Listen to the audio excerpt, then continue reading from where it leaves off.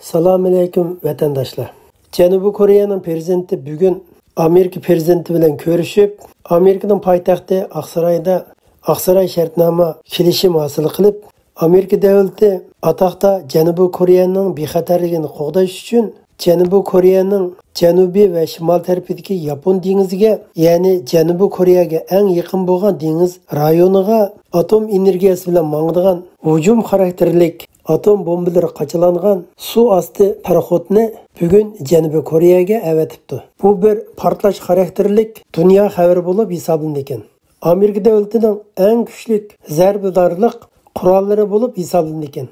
Amerikaning bu atom suv osti paraxodi Janubiy Koreyaga yaqin bo'lgan dengiz tavalligida paydo bo'lishi Shimoliy Koreya hujumga uchrash doirasi ichida bo'lib qolmasdan, bu Xitoy davlatiga nisbatan intayin xatar vaziyat bo'lib hisoblanadi ekan. Bu yadro bomba bilan qurollangan suv osti paraxodining vahshiylik darajasi 192 dona atom o'q beshi qachilangan boshqarilgan bombani Xitoy davlatining gajigisiga taqab qo'yganlik bo'ladi ekan. Janubiy Koreyaning burungi prezidentlari Koreya yarim orolida atom qurollarining bo'lmasligi uchun ko'p tirishgan bo'lsa-mu, lekin Xitoy davlati, Rossiya va Shimoliy Koreya davlatlarininki zo'ravon muttahamligi natijada Janubiy Koreyaning yanida atom bomba bilan qurollangan Amerikaning suv osti paraxodi paydo bo'lgan. Janubiy Koreyaning prezidenti Yi Shiyu apandim bu qitim Aqsarayda ziyoratda bo'lib, Joe Biden apandim bilan ko'rishib, kelishim hosil qilib, natijada bu suv osti paraxodi Janubiy Koreya dengiz tavalligiga avatilgan. Bu paraxodning Janubiy Koreyada paydo bo'lishi Xi Jinping va Putinning bo'yniga qadg'an xanjar bo'lib hisoblanadi ekan.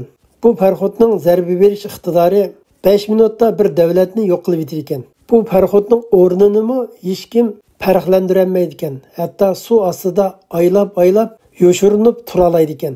Amerika davlatining %50% atom qurollari 18 dona atom energiyasi bilan harakatlanadigan suv osti paraxodlarga o'rnashtirilgan ekan.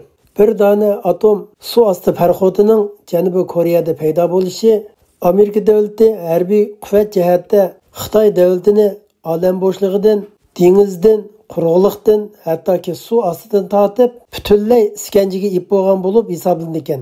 Bu bir suv osti paraxodining zarba berish iqtidori atom o'q beshi qachilangan 192 dona boshqarilgan bomba bor ekan. Uningdan boshqa yana 24 dona 3 qanotliq boshqarilgan bomba bo'lib, bu 24 dona boshqarilgan bombaning har birisi etilib chiqqanda 8 dona atom o'q beshi qachilangan boshqarilgan bombaga aylanadi ekan. Har bir boshqarilgan bombaning nishonga yetib borganda portlaydigan atom bombaning portlash quvvati 300 ming tonna bombaning quvvati bilan teng ekan. Atom o'q beshi qachilangan boshqarilgan bombadan 192 donani Xitoy davlatining yiniga qo'yishi Xitoy davlatiga og'ir besim bo'ladi ekan. Agar bu paraxod hujumga o'tsa, Shimoliy Koreya yo'qolib ketibla qolmasdan Xitoy davlatimi butunlay vayron bo'ladi ekan. Hatto vatanimiz Sharq Turkistondagi Xitoyning Lopnordagi harbiy bazalari yo'qaydi ekan.